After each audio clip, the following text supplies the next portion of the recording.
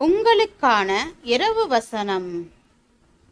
ஆகையால் நீ இன்ன நிலைமையிலிருந்து விழுந்தாய் என்பதை நினைத்து மனம் திரும்பி ஆதியில் செய்த கிரியைகளை செய்வாயாக.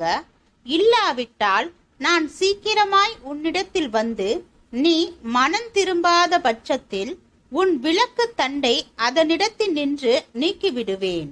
நான் வெறுக்கிற நிக்கோலாய் மதஸ்தரின் கிரியைகளை நீயும் வெறுக்கிறாய்.